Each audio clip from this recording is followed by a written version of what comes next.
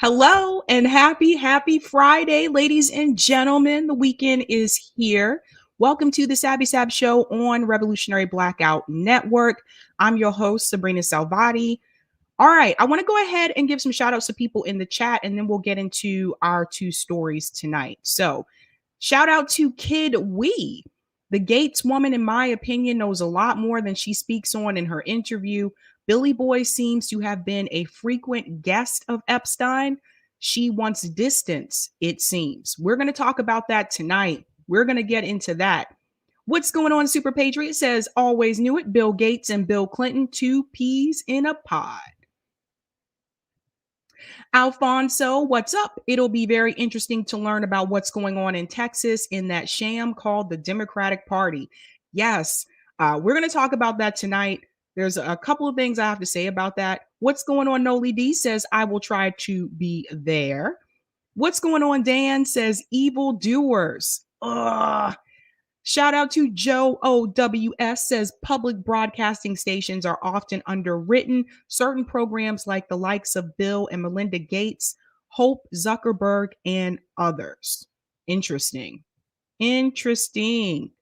What's going on? I hope I say this your name correctly. What's going on? Makai says hello. Shout out to Gary says we are experiencing a government somewhat controlled currency devaluation. Shout out to Lawrence Johnson. Always great to see you. Greetings, Eric. He says hello, lefty friends. What's going on? R.I.P. George Habash. I like your little emoji there. Shout out to Quaker Anarchist says hi. What's going on? Justin Johnson says Gruce Sabs. Hello, RBN fam. Hello to you too, Justin. What's going on? Shout out to Dana Fairbanks says TGIF Friday or TGIF Sabby. That's right. It's TGIF. What's going on? Eric Gray says, hey, everybody, being a teacher is a very interesting experience to say the least. That is very true, Eric. That is very true. All right. Shout out to Where Pilgrim says, hey, everybody. Hey, Where Pilgrim. What's going on? Shout out to Lionel says, love your show. Graham Elwood has been reporting on Epstein since it broke. Maybe have him on. That isn't a good idea. Good idea. John Kemper says, not sure I can watch more election stuff, Sabby. Oh, yeah. This is going to be interesting. It will be interesting. So, what are we going to talk about tonight? Let me go ahead and pull up my thumbnail here. Move this over. Why? Okay, here we go. Share my screen.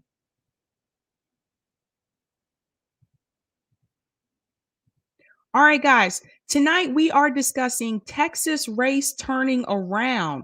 What is happening in District 28 in Texas? We're going to talk about that. We're also going to talk about Melinda Gates speaks out. So this is a interesting story, which basically confirmed something that I felt was going on for quite a while. She's finally speaking out about that, well, as much as she can. So I'm going to get into that as well. But I want to get started with this Texas race because this is pretty interesting. So I don't know if everyone is aware of this, but Jessica Cisneros, she actually ran before. She is a Justice Democrat, so she's running as a progressive in this race, and she's running against the incumbent who she also ran against before. He's a Democrat, but he operates like a Republican, to be honest with you. He is not a good candidate at all. But when she ran against him last time, he still managed to win. I think part of that had to do with the fact that a lot of people did not know about Jessica Cisneros. And I also think part of it had to do with the fact that he got a lot of money. He has a lot of donors. And he is one of those that is bought and paid for by the corporations. Now, that being said, Jessica Cisneros is not as clean as you would think either. She is a Justice Democrat. I did have receipts sent to me about her campaign as well. She is also taking dark money because she's taking it through Justice Democrats, and Justice Democrats is taking dark money. So you really don't have a safe candidate in either one of them. And that's what I want to point out tonight. Now, I have a video that I want to play for you where they talk about this race and what's been happening in Texas. I think it's important for people to hear, especially if you live in Texas. But let me go ahead and share my screen. I want you to hear this video.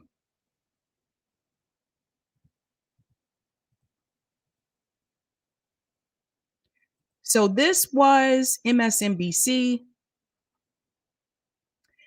And the title of this video is Republican Turnout Much Higher in Texas Primary Elections Compared to 2018. And this is something I want people to really pay attention to. We saw this happen in Virginia, and now we're seeing this happen in Texas as well. So obviously, the Virginia governor race, the Democrat candidate did not win. The Republicans did have a larger turnout. And the same thing is happening in Texas. And this is what I was trying to tell people. This is a sign of what is to come. So give me just a second. This morning, the stage is set in Texas for some all-out political warfare following the overnight results of key primary races that are being looked at by both parties for clues to what we might see in the fall. First and foremost in Texas, huge battle for governor, as well as several fascinating runoffs, and election season against the backdrop of this major headline. The enthusiasm on the ground is still with Republicans, despite Democrats' efforts to turn the state blue. Republican turnout far stronger than among Democrats, much bigger as well. And I want to go ahead and chime in here. This is exactly what I was trying to tell people would happen, because people are so disappointed and frustrated with Joe Biden's administration that this time around, Republicans were going to come back stronger, and they're going to take back the House. And I believe they'll probably take back the Senate as well. So you just heard her say they are having a stronger turnout. So let me go back into the video and get into the race. That it was 4 years ago. NBC News national political correspondent Steve Kornacki is here to break it all down for us. Steve, who were the big winners and losers last night? Well, here's one where we don't have a winner or loser yet. The big cliffhanger here. Just want to chime in here and tell you these are the candidates that are running for District 28 in Texas through the Democratic primary. So you have Queller. I hope I'm pronouncing his name correctly. Queller, Cineros, who's the progressive. And then you have Benavides. I believe that's the third party candidate. I have to double check. Give me just a second. Just want to make sure I have this correct.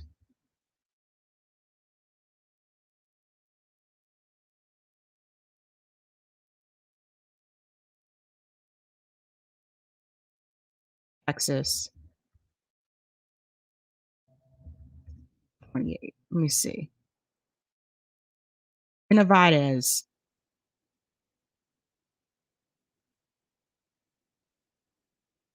Okay, no. I was wrong. Tanya Benavides, she thought I'd looked this up already. Give me just a second. She is actually, these stupid ads. Benavides,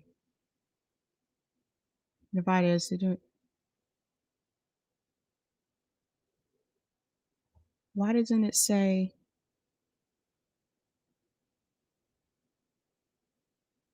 This is a bad, okay. Okay. So she lost on the first. So she was also running in the Democratic primary. Didn't hear much from her, but let's get back into the video. Here's the 28th District of Texas. This is a congressional seat in deep South Texas. Fascinating political territory, traditionally Democratic.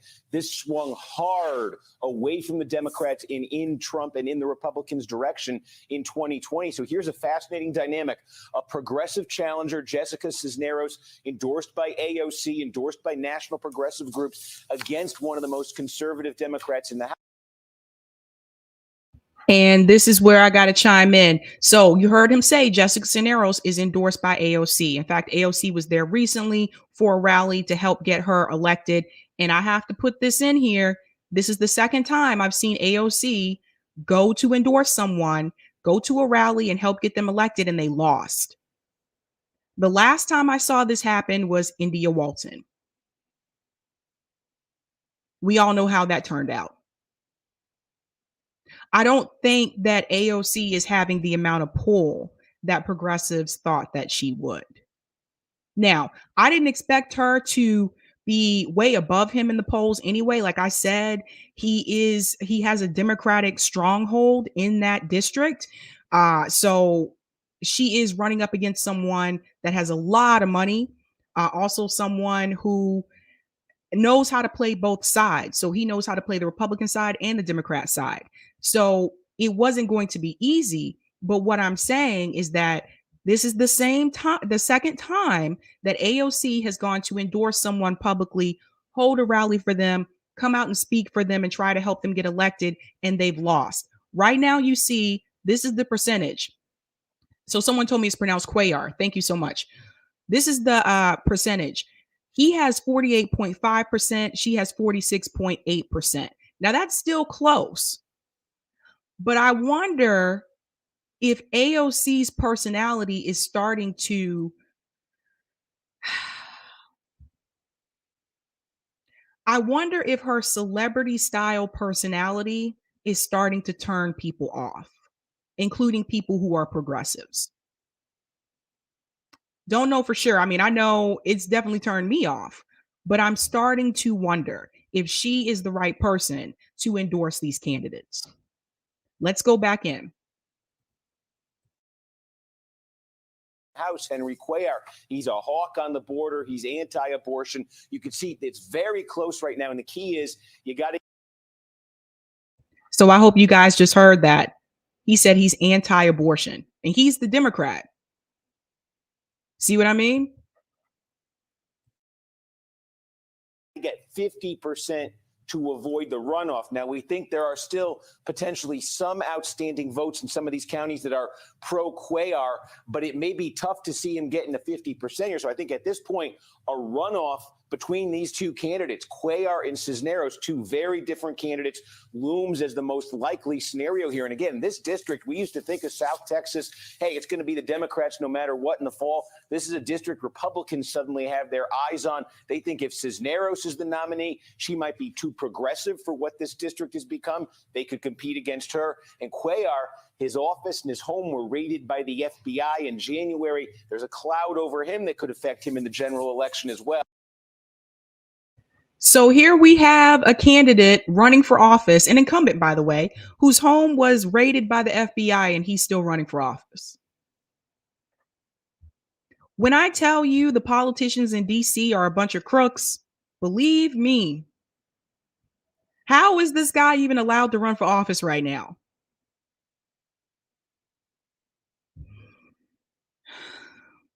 Smucky Butt, that name, Smucky Butt Doodle, said, good Lord, Sabby, AOC's personality doesn't turn me off. It turns my stomach out.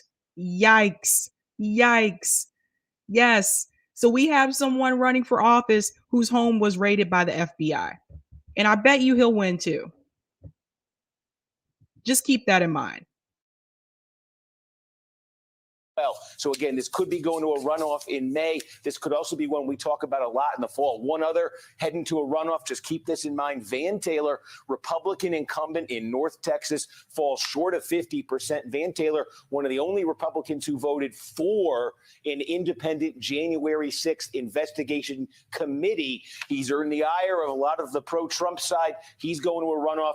Raises some uncomfortable questions for him about do national pro-Trump folks suddenly make him a target in the next couple of months? Does this get interesting in a runoff, Chris?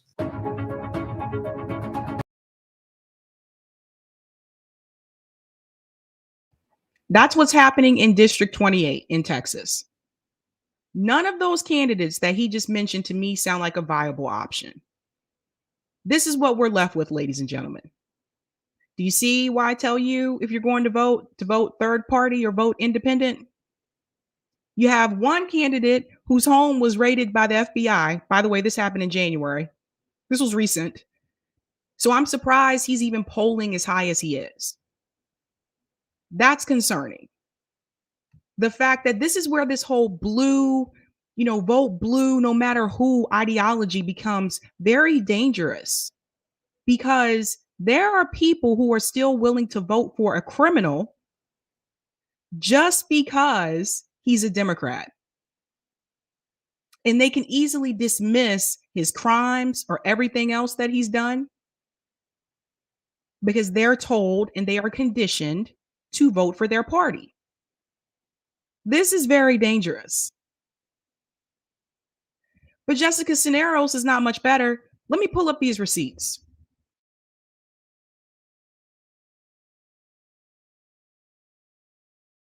I told you guys, when I talk about the money, I have receipts. All right, here we go. I have a lot of screenshots, so you got to hold on. Here we go. This is the one I want to show you. Let me share my screen.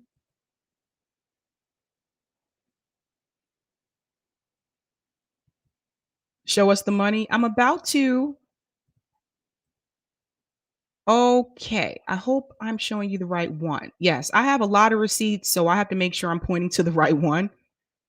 Okay. Justice Democrats PAC, $111,036. Texas 28, that's District 28. That's the district I just showed you. Now look at this. I don't know if it'll let me make it bigger. I guess that's as large as it can get. Okay, so this shows one of the contributions that was made. This is a report. So listen to this. Total spent this filing.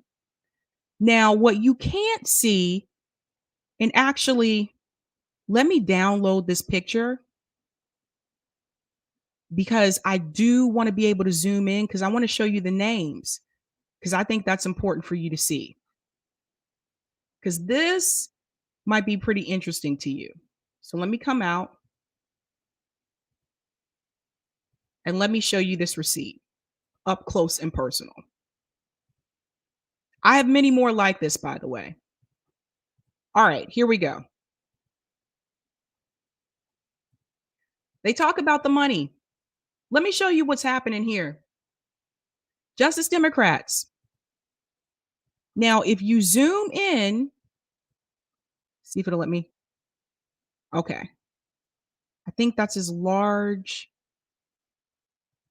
as I can go. Okay, I can go a little bit further. Look at these names, ladies and gentlemen.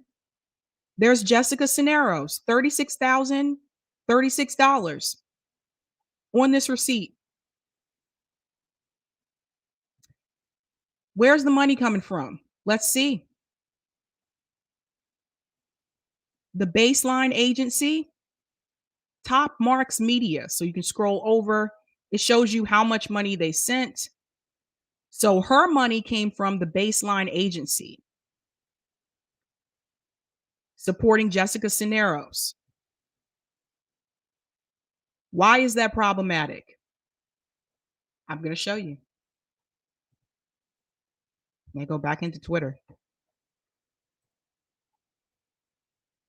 I have so many of these. I'm just like, so much information. Now, Robbie from MCSC Network does a lot of research about this, about where the money comes from. He's really good at it.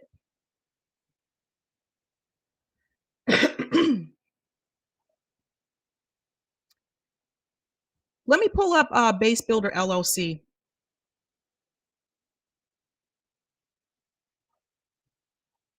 Because they're also connected to another organization. This is why I told you, these organizations, their hands are not clean.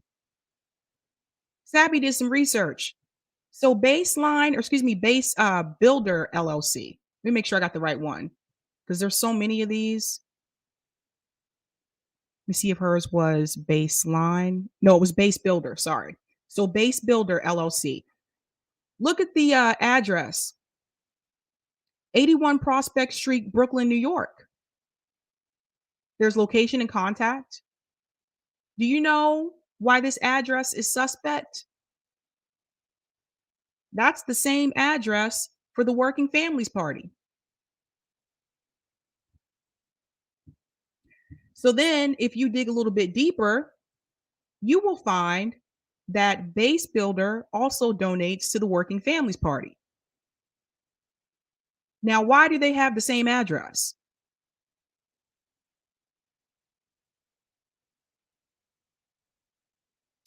Who is Base Builder? Let's see. Base Builder LLC consults and provides services to progressive political organizations and candidates. Consulting. Now I'm going to go to my other message that I have here. So Base Builder is basically, they're listed, you can look at their website, they're listed as a canvassing company. They got the same address as the Working Families Party. The email contact that I just showed you says Working Families.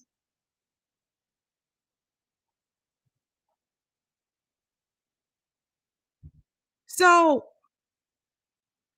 that doesn't make any sense. There's something fishy here.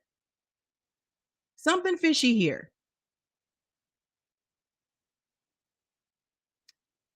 You need to look into Base Builder. I told people this a while back that Base Builder, not Base Builder, excuse me, that Working Families Party was also taking corporate money. People are like, no, they're a progressive organization. They don't take corporate money. And I was like, yes, they do.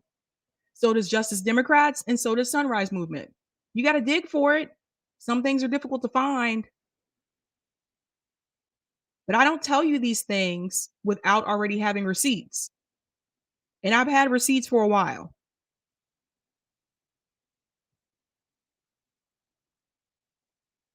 Thanks so much for the super chat, Darren. I would click on report organization.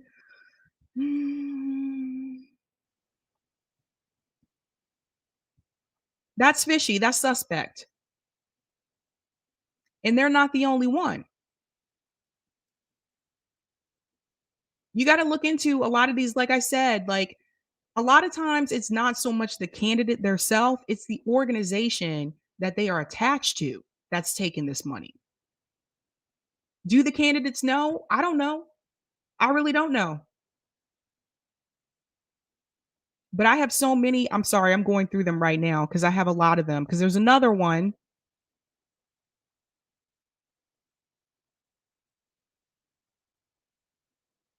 Here we go.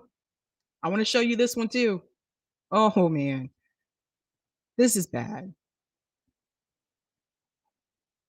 Let me share my screen. I want to show you another expense. And some people may feel like, oh, this is wrong for you to do this. No, it's not. People need to know where the money's coming from. People need to know. Look at this receipt.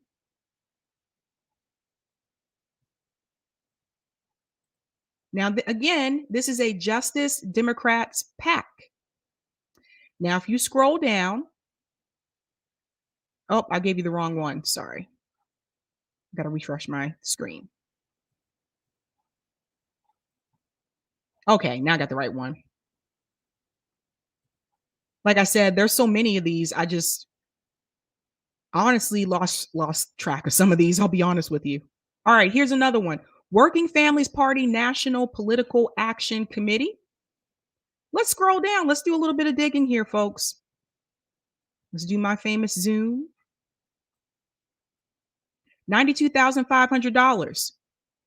Again, there's Jessica Cisneros. $2,500. Scrolling over to see where did the money come from. Community Labor Administrative Services. This was also in Brooklyn, New York. Supporting Jessica Cisneros. What's wrong with this? Go back to my screen here. I have details like for all of these. That's why I'm just like, I have to always like double check to make sure I have the right one. So that one's the one from the Working Families Party. So with that one, scroll up.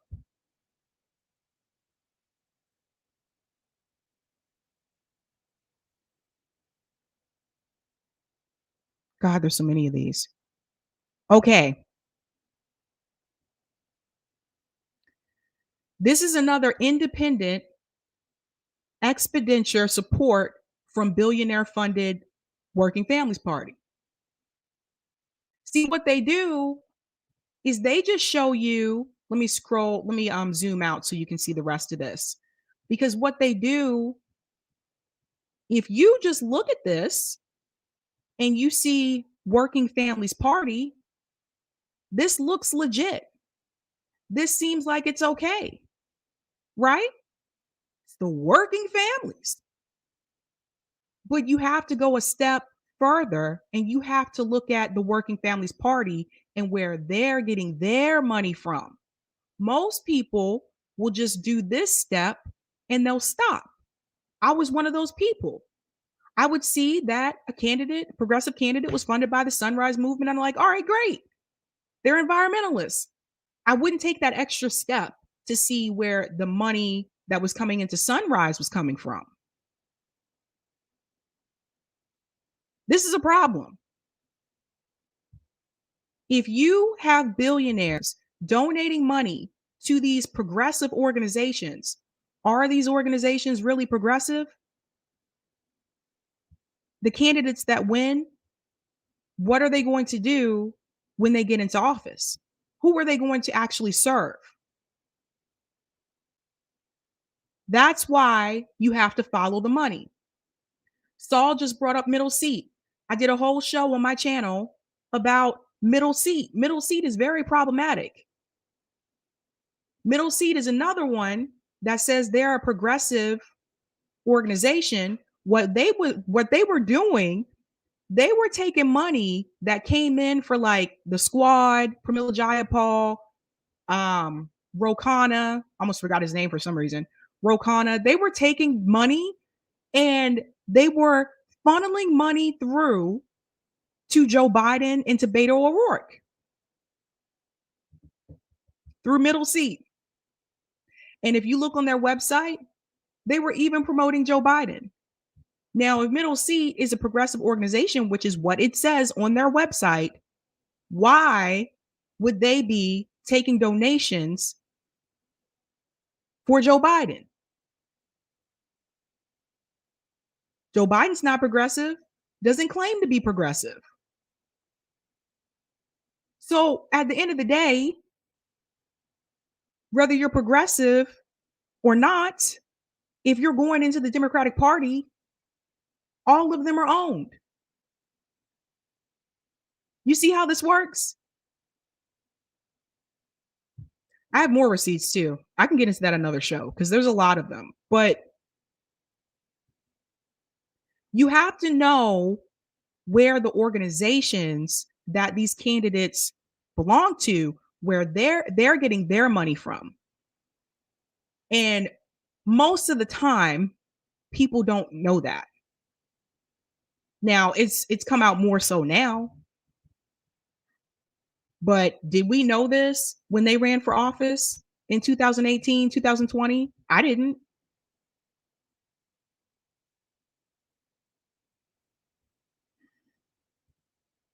So there you go.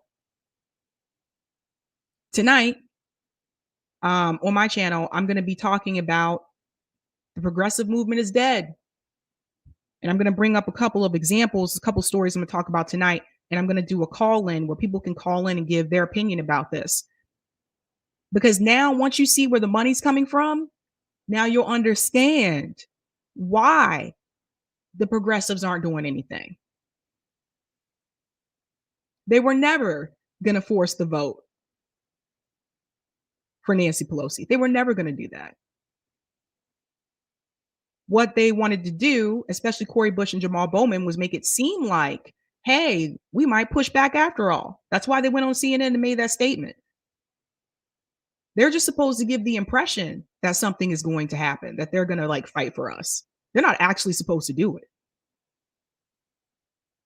That's how it works. Now, I want to go ahead and get into my second story because I'm just looking at the time here.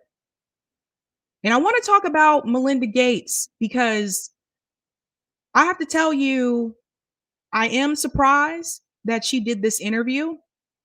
This is in reference to Jeffrey Epstein. For those who do not know, Melinda Gates did announce last year that she was divorcing Bill Gates. There's several reasons for this, which she'll mention in the interview. And one of them is because of Jeffrey Epstein. And I want you to hear what she says about him and why it's problematic. Thank you so much for the super chat, Darren. I'm betting some progressives will lose their seats. I'm betting they will too. What is this flying around? Go. Sorry. I don't know what that was. It was like a fruit fly or something. So let me go ahead and share my screen because I do want to get into this video. Interview with billionaire the stupid thing. You know what? I'm just going to get this right off of YouTube. It worked earlier, just in the article. But now, okay, here we go.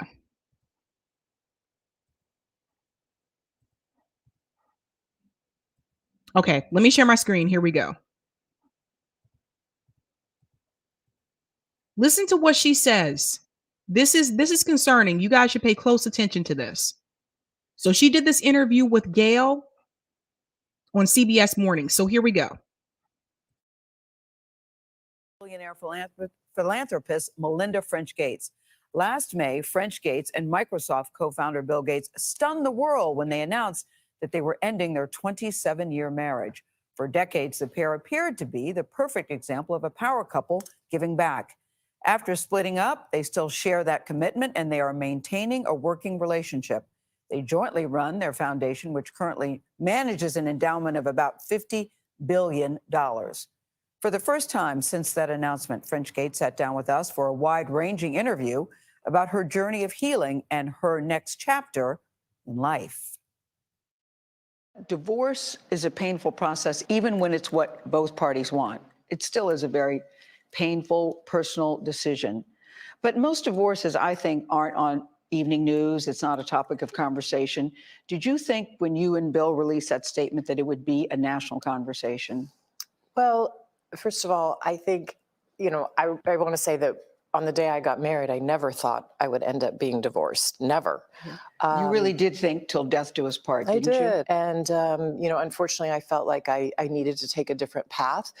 And so I think, we knew that when the divorce was going to be announced, that it would be a surprise to people. And I felt bad about that. But I didn't have any sense of how big of news it would be. You can't anticipate something like that. After the news came out, it was revealed that Bill Gates admitted that he had had an affair in the marriage. And at that time, did you think we're going to work through this? Okay, just keep that in the back of your mind. He said that he had an affair in their marriage. She's going to go on to explain that it's more than just that. But just keep that in the back of your mind for now. How did you handle something like that? Well, I certainly believe in forgiveness. So I thought we had worked through some of that. It wasn't one moment or one specific thing that happened. There just came a point in time where there was enough there that I realized it just wasn't healthy and I couldn't trust what we had. There was one report that said it was multiple affairs. Do you care to say anything about that? I think those are questions Bill needs to answer. Okay. Did you guys just hear that? Multiple affairs. With who? Let's go on. It was also widely reported that Bill had a friendship or business or some kind of contact with Jeffrey Epstein and that you were not, that was very upsetting to you. Did that play a role in the divorce at all in this process? Yeah, as I said, it's not one thing. It was Okay, guys, if you notice, right before she answered this question, she looked to her. Let's see if she's sitting this way. She looked to her left. Watch this again.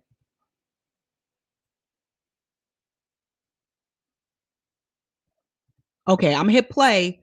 Pay close attention to her eyes. Watch before she answers this question. In the divorce at all in this process? yeah, You see that? So you can tell here right now, she's starting to get nervous. See how she looked to the left? And not saying every time someone looks to the left, they're about to lie, but you can tell there's a sense of nervousness here. So I'll let it play.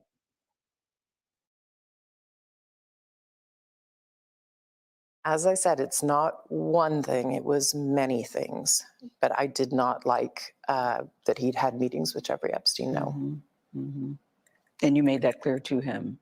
I made that clear. Okay. Now, she said that or to the right, that was to the right, Justin. Okay, thank you. I don't know. I'm sitting this way. She said that she didn't like that Bill Gates was having meetings with Jeffrey Epstein. Now, keep in mind, she's not asking her about friendship. She said she didn't like that he was having meetings with him, just meetings. So even on the business side of things, she had concerns that he was even meeting with him. What does that tell you about Jeffrey Epstein?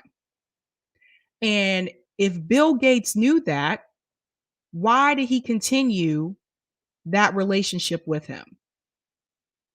Listen to what else she says. To him. I also met Jeffrey Epstein exactly one time. Did you? Yes, because I wanted to see who this man was. And I regretted it from the second I stepped in the door. He was abhorrent. He was evil personified. I had nightmares about it afterwards. So What? She said she met him one time. And in that one-on-one that she had with him, she knew instantly that he was problematic. She said she had nightmares about Jeffrey Epstein. And she met him once.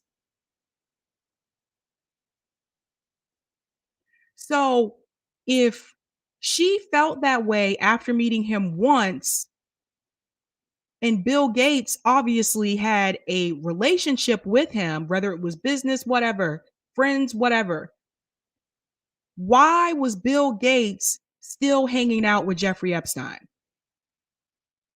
If he made her feel that way, why was Bill Gates okay with his behavior? Why? Probably because he was doing it too. I'll go back in.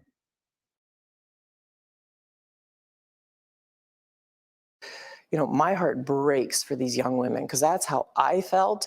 And here I'm an older woman. My God, I feel terrible for those young women. It's awful. There we go. She just said she feels terrible for those young women. She feels bad for the way that they felt. And she goes on to say, because that's how she felt.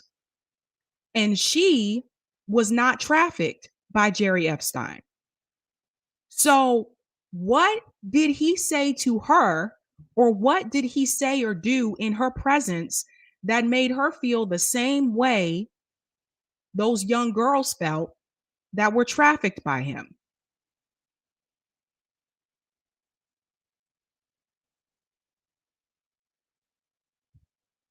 Let's go back in.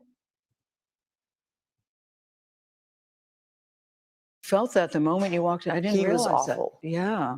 And you shared that with Bill, and he still continued to spend time with him? Any of the questions remaining about what Bill's relationship there was, those are for Bill to answer. Okay. But I made it very clear how I felt about him. Mm-hmm. Spend time with him? Any of the questions remaining about what Bill's relationship there was, those are for Bill to answer. Okay. But I made it very clear how I felt about him. Mm-hmm. That's her trying to protect herself. You hear that? Gail asked her, did you tell Bill about that? Anything about his relationship with Jeffrey Epstein, you need to ask him about that.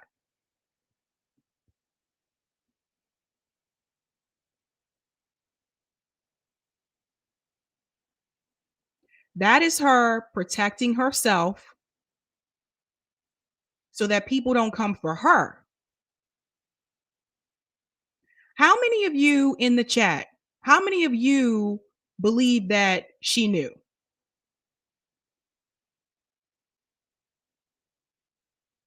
Why is she deflecting? Why is she throwing it back on Bill Gates? Pay close attention to the body language. Let's see it again. Watch this.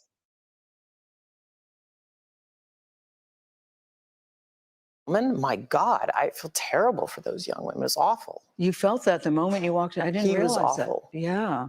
And you shared that with Bill, and he still continued to spend time with him? Any of the questions remaining about what Bill's relationship there was, those are for Bill to answer. Okay. Why couldn't she answer that question? Why couldn't she answer that? That was a simple question. And Bill knew about this and he continued to hang out with him. That was actually a yes or no question. And she wouldn't answer that. Why? I think she's trying to protect herself and anyone else that she knows that may be involved. Notori said she knew. I see all of you in the chat like she knew. She knew. Really? Let's make this make sense to me, ladies and gentlemen. So you met this guy one time and he made you feel so afraid to the point where you had nightmares about him. And your husband continued his relationship with him and you still stayed with Bill? You still stayed with your husband knowing that he was still hanging out with this guy that made you so fearful that you were having nightmares about him? She still stayed. Let's keep in mind, let's be real here. Melinda Gates is not like she's poor. She has the economic means to divorce and leave, but she still stayed in the relationship.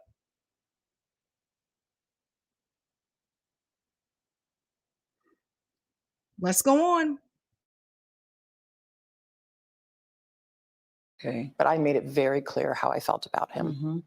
I think so many times when women go through a divorce, they feel ashamed or they feel they did something wrong, especially when it's so public. So many women question themselves. What did I do? Was this my fault? Did you have any of that? I don't question myself now, not at all. I gave every single piece of myself to this marriage. I was committed to this marriage on the day we got engaged and until the day I got out of it. So no, but I also think society used to put things on women like it was our fault. No, I did nothing wrong. So I hold my head high. Now she's trying to defend herself. Look, I'm just going to be real. People get divorced. It happens. But notice how she's trying to defend herself. I did nothing wrong. Whether they divorce or not, who cares? But I have this feeling that she may have done something wrong in relation to this whole Jeffrey Epstein situation. Or maybe she was quiet about something that she shouldn't have been quiet about. Maybe she knew something that she should have revealed and she chose not to protect herself.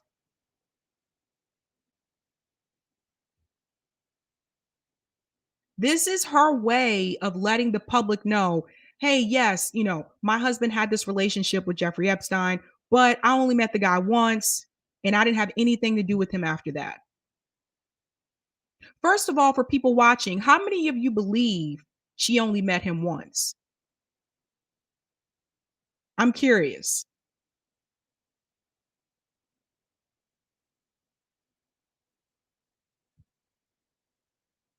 Gina said, yeah, she protected Bill and their name. I think she knows more. I think there's more that she knows. And I don't think she's going to reveal that information. I'm going to go back to the beginning. And again, I want you to watch her demeanor, watch her body language.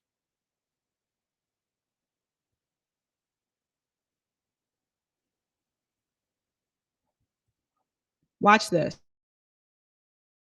That said it was multiple affairs. Do you care to say anything about that?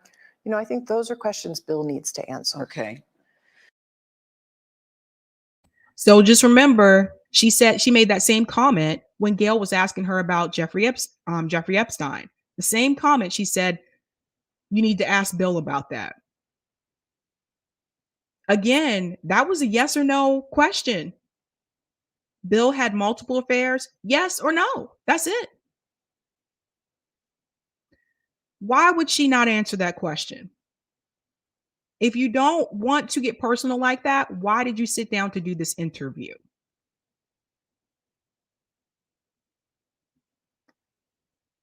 I wonder if it could be that some of those affairs that he had may have been with the victims that were trafficked. Maybe she knows that. And maybe that's why she's saying you need to ask Bill.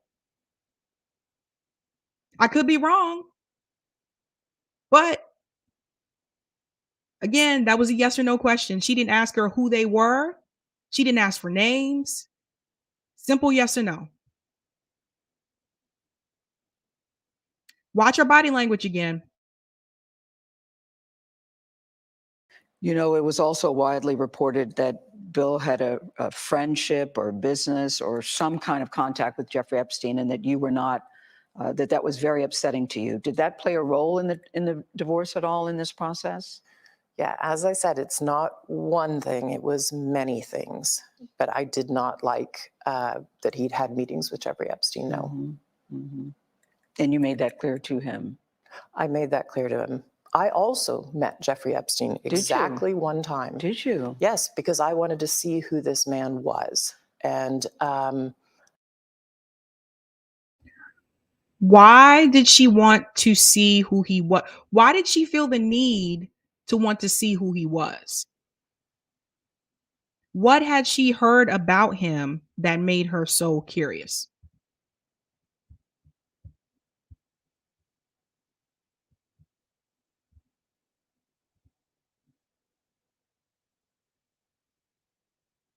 I don't know. I don't know. But watch her. Epstein. Sorry, I keep saying Epstein. It's Epstein. Thank you so much, Alex. But watch. I regretted it from the second I stepped in the door. He was abhorrent. He was evil personified. I had nightmares about it afterwards. So, my heart breaks for these young women because that's how I felt. And here I'm an older woman. My God, I feel terrible for those young women. It's awful. You felt? She said he was evil. After meeting him one time.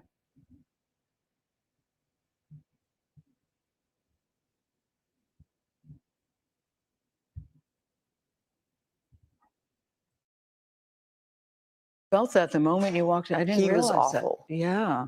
And you shared that with Bill, and he still continued to spend time with him? Any of the questions remaining about what Bill's relationship there was, those are for Bill to answer. Okay.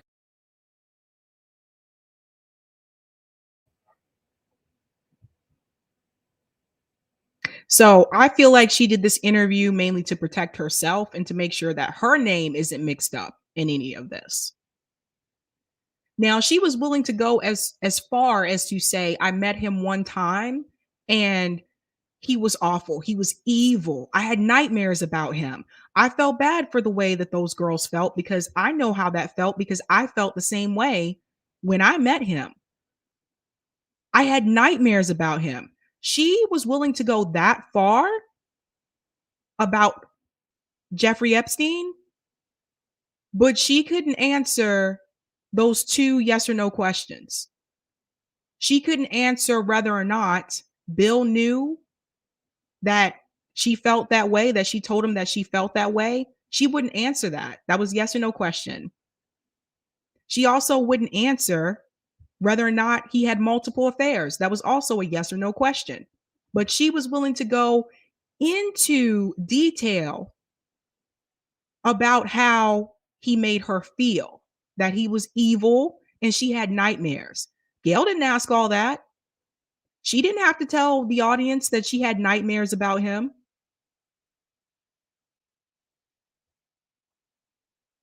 You got to remember that there's money involved in this. They do have businesses together. The Gates Foundation. I'm pretty sure she's trying to make sure she protects her assets as well. She can't say too much negatively about Bill because they have those business ventures. She got to make sure she gets her cut. And I'm pretty sure she spoke with her lawyer before she did this interview. Still don't know why she went into the whole she had nightmares talk. I don't understand that at all.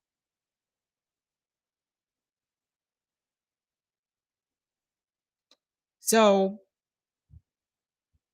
I'm pretty sure more names will come out. More names will be revealed over time. I think some of you may already have an idea, but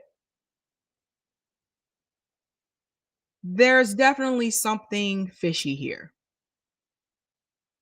Because if she didn't want to talk about that, she should have told Gail that before the interview started.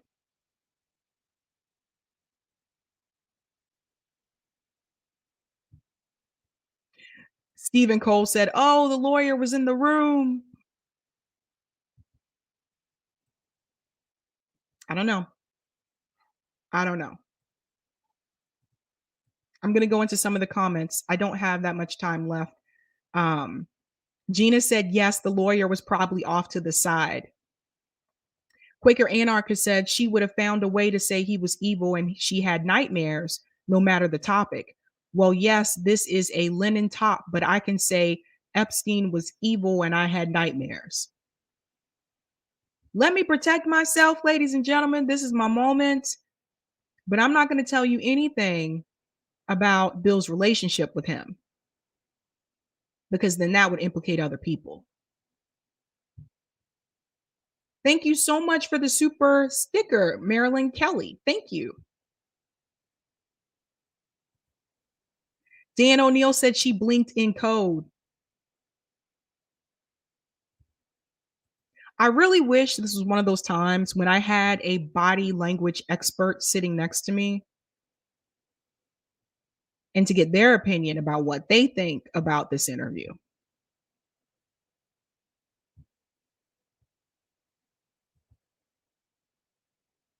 I don't know. I don't know, man. Your husband was hanging out with him all those years. You mean to tell me he didn't know anything about this? I find that hard to believe.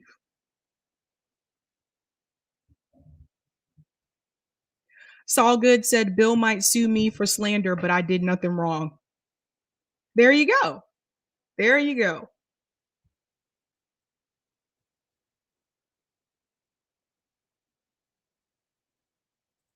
Sarah said, yep, people at that level don't, oh, I think he meant don't talk shit without talking to their lawyers. Yep. Yep. Oh, Eric. Eric said Sabby is the best body language expert. I had to take a workshop for that for my job, actually. I didn't even want to take it. I was just like, but it revealed some interesting things. And is it always 100% right? No. Like they say when people fold their arms, they're getting defensive. Sometimes you could just be folding your arms just because your hands are cold. I don't know. But body language can tell you a lot.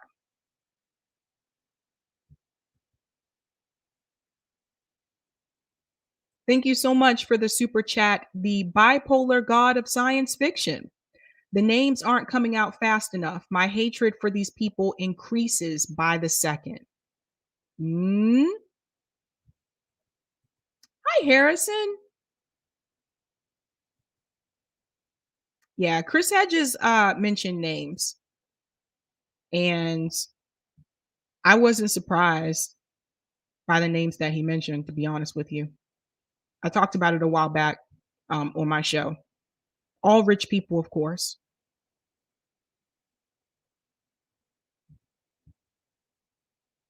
Yes, hit the like button, guys. I'm actually about to head out. So hit the like button. Oh, guys, I have to show you something. I'm on call in now, so you can join me. Tonight, I'm actually going to be talking about the progressive movement is dead. You got to check that out. That should be pretty cool. It's actually connected to my live stream. So this is my first call-in episode. I haven't done one before. So cross your fingers for me. But yeah, I'm gonna be talking about the progressive movement is dead tonight, and that's connected to two of the stories that I'm going to cover tonight. So I'll actually put the link in the chat here if you would like to join that. How is this going to work, ladies and gentlemen? So, what I'm going to do is I am actually going to gotta stop sharing. Yeah. I am actually going to start my live stream at 8 o'clock, like I always do on Friday. And then at 9 o'clock, after I've covered the news stories, I'm going to go right into the call in. So people are going to be able to call in about this topic, which kind of sums up two of the news stories that I have tonight. And I'll go ahead and show you what those are.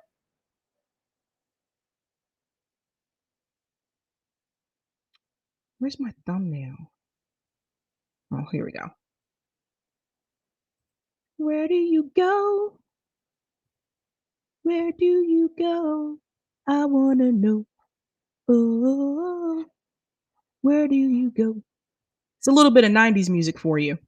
All right, here we go.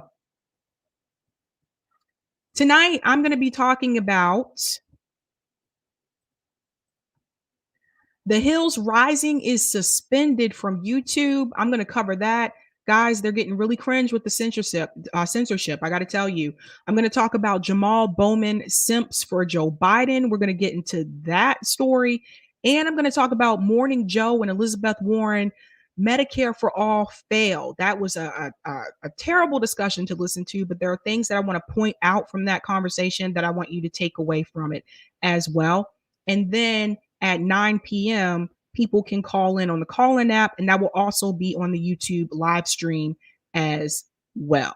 So if you want to join me for that, if you want more Sabby, check me out over on my channel, Sabby Sabs, 8 p.m. Eastern Standard Time. Should be a good night.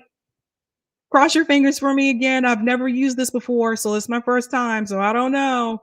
But that's my time, guys. So have a good night. Keep up the fight.